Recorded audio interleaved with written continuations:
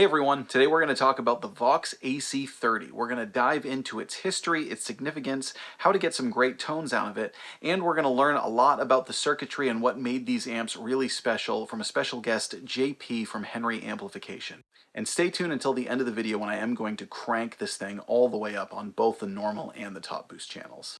I'm Jack Fossett. Please remember to like, share, and subscribe, and I hope you enjoy.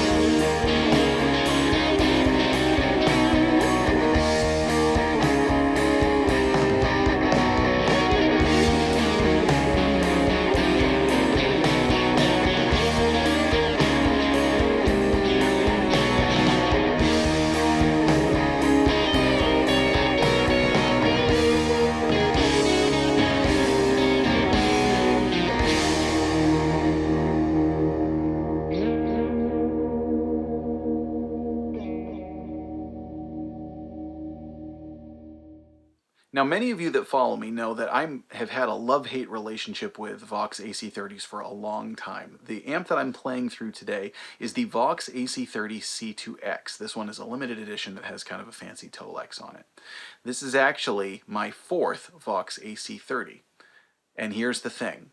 I keep coming back to them because they do something unique that other amplifiers just don't do. It's not just about the classic sound, it's deep-rooted in history, which we're going to talk about in a minute, but they just have this voice, which is apropos for the name. They have this voice or voicing that is snarly, it's mid-rangey, it's got this beautiful harmonic saturation, and other amps just don't do it. It's such a unique sound that I can't get from anything else. Interestingly enough, whenever I use modelers, I always find that the AC30 sound is the one that I like the best. And this is coming from someone who has more traditionally always played American voiced amplifiers. Now, many of you know the history of the Vox AC30, at least a little bit, some famous users. One of the things that I find particularly interesting is that the two most significant people in the history of the Vox AC30, Tom Jennings and Dick Denny, actually met and jammed in bomb shelters during the Blitzkrieg in World War II.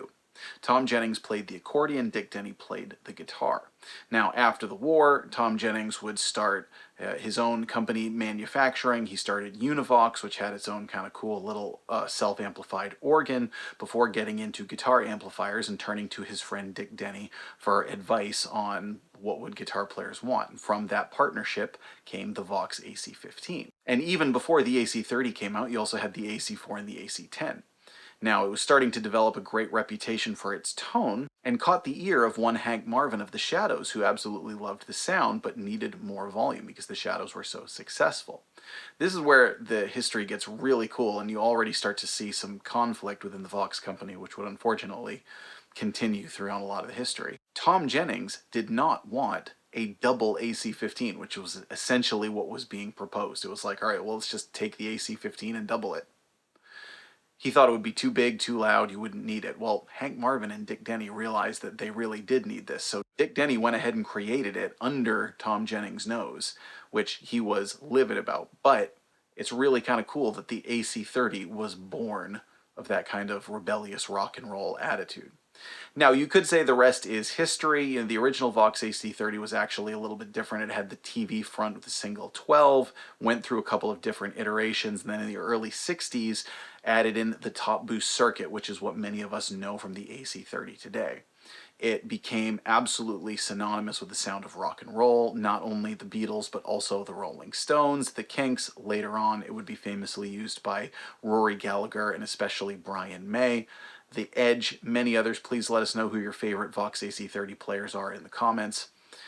But what's interesting about it is that it's part of this amp's sort of quirky design that made them so famous and also just gave this incredible sound that cuts through the mix in a way that other amps don't do, and just really embodied the sound of the early 60s. Now, as I mentioned in my Marshall Blues Breaker video, it was actually Jim Marshall and the Marshall Blues Breaker which kind of led to declining sales in the AC30, because the Blues Breaker had a much thicker tone and was also cheaper, and of course made famous by Eric Clapton. And for where rock and roll was going, that was pretty hard to beat in 60s London. Vox would eventually go through multiple different owners, and quality would change and shift, and so not all vintage Vox AC30s are certainly made equal. The original JMI AC30s were really the ones that people who are collectors want, and particularly, you know, the sought-after sounds of famous artists of that era.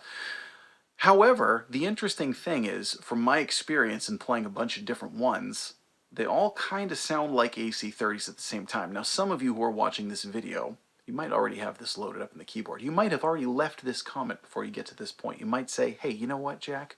The Vox AC30 C2s that's Korg, who owns Vox, are now producing, that's not really an AC30. You can't even do a video of that because it's not really an AC30. Here's the thing. I don't entirely disagree with you. However, it really is an AC30 because when push comes to shove, the voicing and the finickiness has kind of always been the same.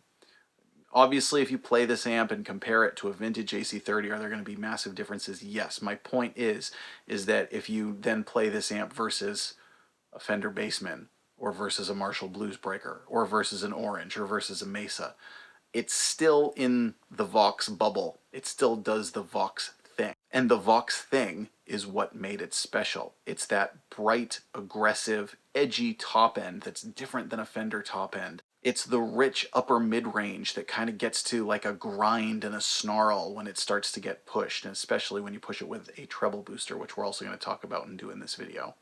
It's the quintessential jangle of the early 1960s. It's something about the clarity and the way that when you hit the notes on the guitar, there's definition on all the strings in this sort of like very, very clear way that other amplifiers don't do. Now, I've also talked in multiple videos about how much of a difference the speakers make. It is my decided opinion that part of the Vox sound are the early Alnico speakers. We're going to learn a little bit more about that from JP coming up, but this model, this AC30 that I have here, is actually the first AC30 that I've had with the Celestian Blues. So this is the AC30 C2X. I've also had the ones with the greenback. And they sound fine in the AC30. They kind of do more of a Marshall-y thing. But for the quintessential Vox tone, the Alnico speakers were a very, very big part of it. Now, regarding the modern AC30s, even though they can be finicky, again, they also just get this tone that other amplifiers don't get, which is what has always drawn me back to them. And we are going to play a bunch of samples of this amplifier today, because that's why you're here. You like tone, I like tone, so we're going to hear some really cool tones. It's great to hear how much this amp can do with a few simple knobs. So coming up here, we're going to play samples of this amplifier clean, also going to show off a little bit of the reverb and the tremolo. I'm going to play a bunch of different guitars and show you how many various classic rhythm tones this amplifier is capable of, with really changing it very, very little. I will say that the biggest tip I have for anyone using a modern Vox is to take advantage of the tone cut. The tone cut is there for a reason. These amps are just incredibly glassy and bright, and there's so much top end that you don't need. Now remember that the tone cut works opposite the way that a presence knob would. So as a presence knob might, where you would start with it off and roll it up until you have enough presence, think of the tone cut the opposite way. Start with it all the way up and then just roll it back until you get where you want. And you're going to get some really cool tones out of this. And you'll hear I've got the tone cut up very, very high. And this amp is really still incredibly bright and articulate. So let's dive back in with some tone. We're going to listen to a bunch of different rhythm samples and just some great inspiring tones, again, that only a Vox AC30 can do.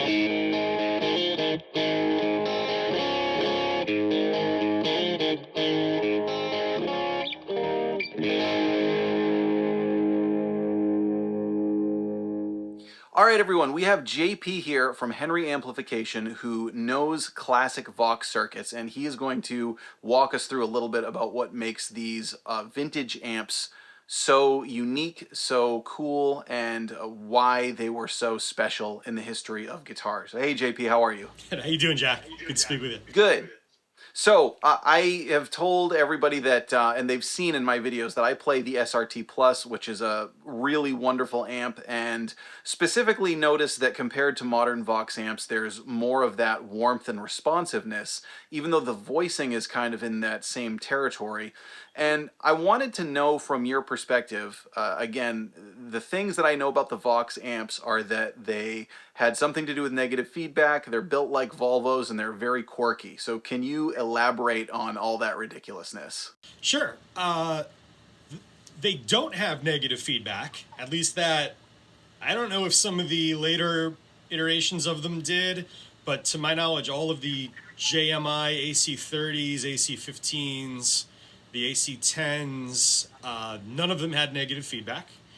And that kind of adds to the wildness when you crank it up, because negative feedback is one of those things that increases linearity through the power stage. And anybody who's played an AC30 and cranked it up knows that they get a little crazy when you crank them up in a beautiful way. Everybody says, oh, it's a loud 30 watts. Well, that's because at that point, you're really putting out a lot more than 30 watts. Those numbers, they're based on clean output. So like an AC15 was capable of about 15 clean watts before breakup, before clipping. AC30, same thing, about 30 watts before clipping. It had, 4 EL84s versus 2 in the AC15. You go down to like the AC10s, both the AC10 Twin, which was really like an AC15 style circuit, and then the rare AC10 SRT. They had smaller output transformers, so about 10, 12 watts clean. I know our SRT Plus, as well as one original AC10 SRT that I measured, can at max absolute dimed with a healthy input signal put out over 20 watts each. So we call ours 18. I have people say, oh, how come yours is 18 and the original's 10? It's like, no, the original was more than 10. It's just kind of the way things were measured back then versus I think what's sort of accepted now as more of a standard. That's actually, again, this is why I wanted someone with your kind of knowledge to come on and talk, because I knew that there was variance in amp wattage, but I never knew that it was actually to that degree that, that it would be so drastically different. And then it does, of course, make sense. In fact, I'm going to crank up my AC30 at the end of the video, and it's definitely, like you said, people say it's loud for 30 watts. Part of that is, of course, the voicing and the presence. And one of the things I've been talking about is how the great thing about these amps is that because of the way that they're voiced, you are always heard when you play a Vox style circuit, because it just slices through the mix in a way that's very unique to pretty much any other amplifier that at least I've ever played. Absolutely.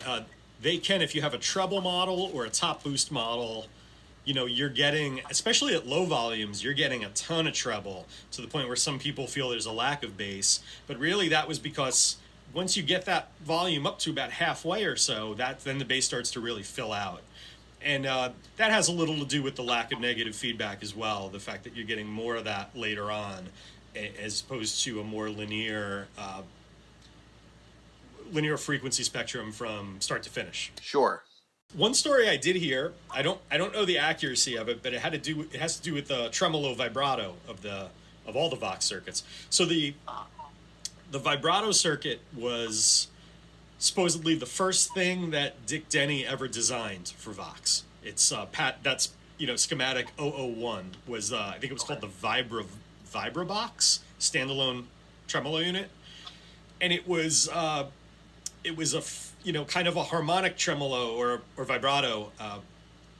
Technically that would be vibrato. Similar to what Fender was doing in the early brown face amps, the harmonic trem that those amps, that beautiful sound. Yes. Dick Denny wanted to play around with that circuit. He thought that would be the most effective circuit. And then the rumor has it that he dropped a screwdriver into the chassis while he was playing with it. It shorted one half of the tube that split the phase of the signal, and then killed and gave the amp more of a typical tremolo, more of a volume rather than the phase, harmonic vibrato. Right. So it was like an accident, and he kind of realized from there, I can just kill that side and have a switch on the amp to go from tremolo to vibrato, and give people that option. And that's the circuit that made its way into the AC15, the AC30s, and I think it stayed in all the JMI amps up until Denny left the company, I think, in '67, and they made them for another year or two after he left. So I think all of those amps have that circuit that he kind of stumbled upon, basically. Right before, and then the Vox name kind of became nomadic and kept bouncing around different companies. Geez, I really wish that like brilliant things would happen when I dropped a screwdriver. Why doesn't that happen to me? I know, I just ruin capacitors whenever that happens to me. I'm like, oh, great, I gotta pull that one out now. Now, comparatively to other amps, so you again building the SRT Plus, which just has that really great classic Vox voicing, but you also build a lot of other types of amps. So comparatively to the other types of amplifiers, what would you say makes the Vox style so unique?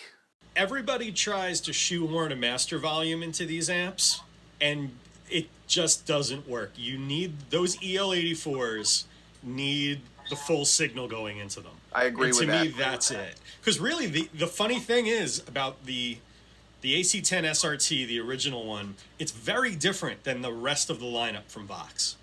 It's to the point where it's like, I think they got their hands, this is all speculation, I think they got their hands on probably an Ampeg. I forget which Ampeg model it's closest to, but there's a lot of similarities in there with Ampeg.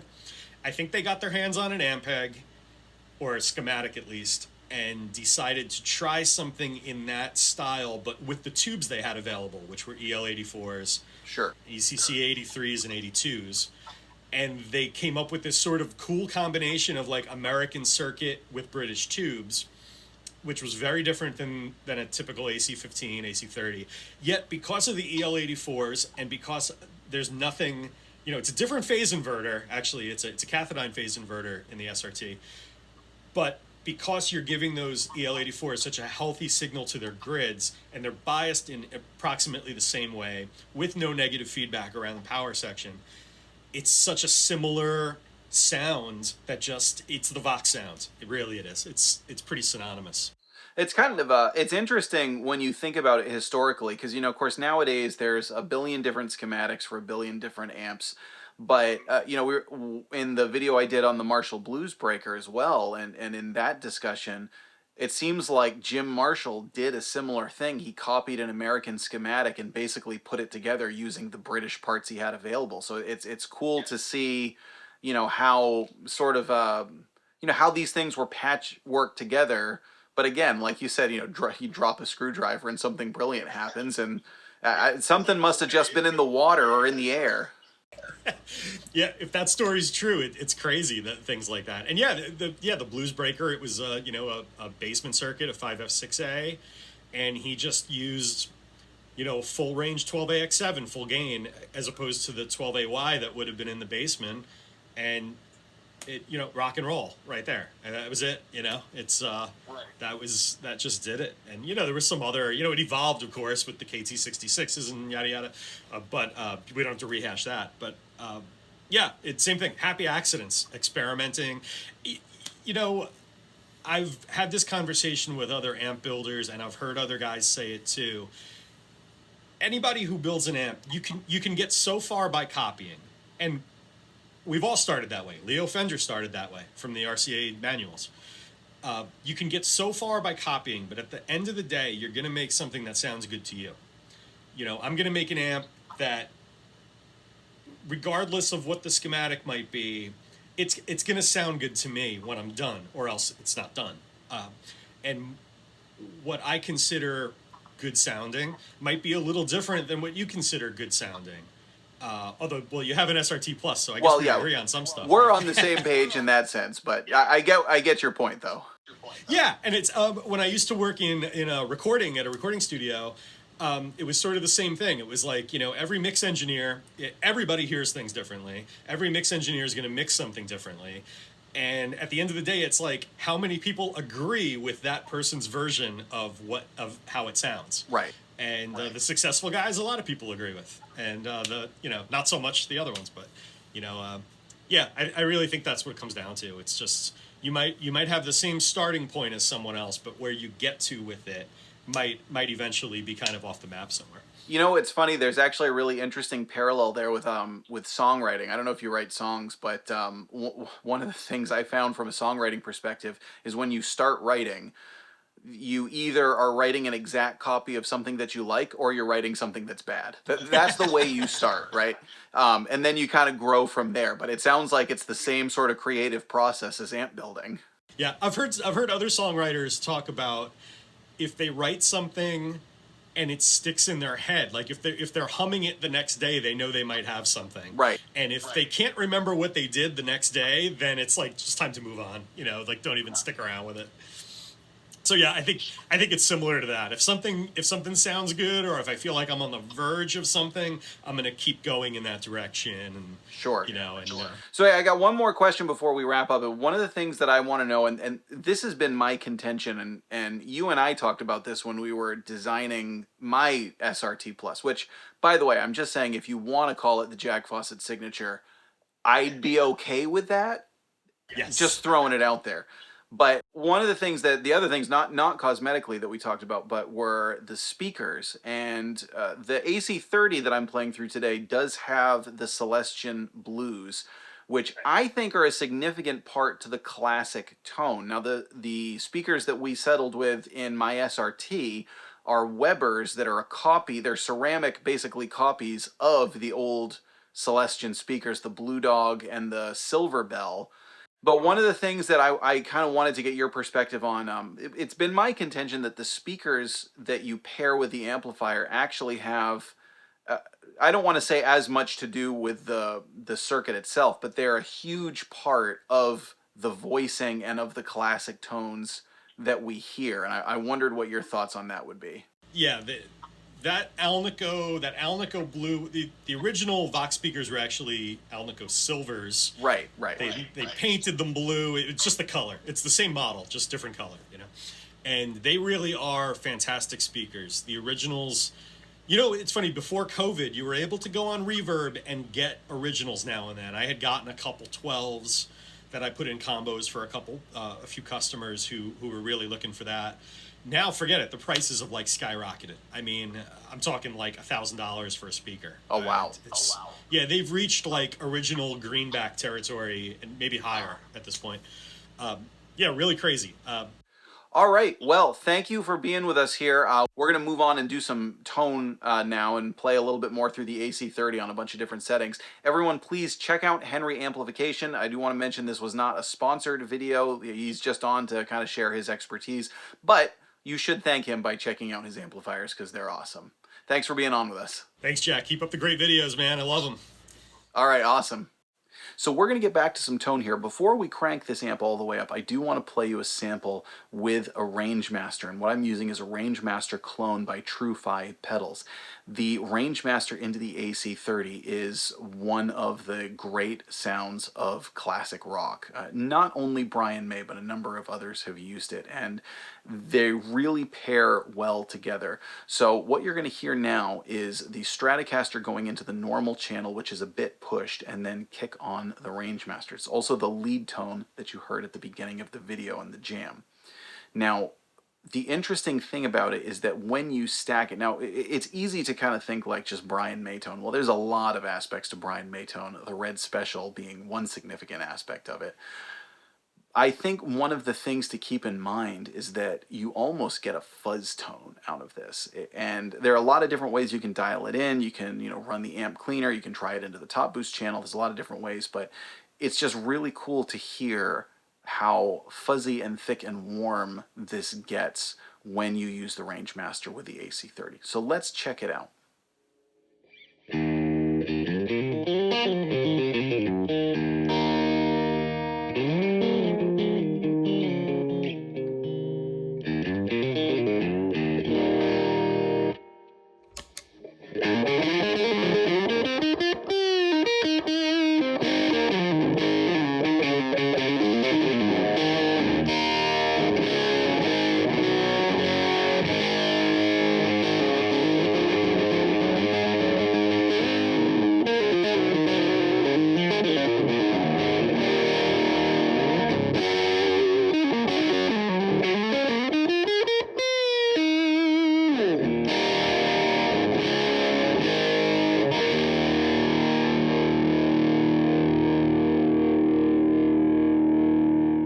right, folks, we've made it to the end. Now we are going to crank this thing all the way up. The amp is completely wide open. You will see again, I have the tone cut up pretty high, and it's still incredibly bright and articulate. You will also notice that for this one, I am wearing ear protection. As we were just talking about regarding, you know, kind of wattage and volume and what does that all mean, this amp is much more unbearable than the Marshall Blues Breaker is turned all the way up. And part of it has to do with that glassiness. It just is so incredibly there, as opposed to the Marshall, which kind of warms up and kind of rounds out a little bit. This one, the edge is just so powerful. So I am wearing ear protection for this one. I'm in the same room with it. I'm going to play that SG Classic, which is loaded with single tone P90s. That's going to go into the normal channel. And then the Fender Stratocaster that I'm using in this, which also has single tone pickups, that going into the top boost channel. Now the last guitar that I used for this video was my Rickenbacker 620, which is loaded with Gemini pickups, toaster pickups for those of you that are interested. I want to say thank you for tuning in. Please let us know what you think of the Vox AC30. What do you think of it in history? What do you think of the vintage models? What do you think of the history when the company was bounced around? What do you think of the new models that Korg makes? Please let us know in the comments. I'm Jack Fossett. I hope you enjoy the rest of the video.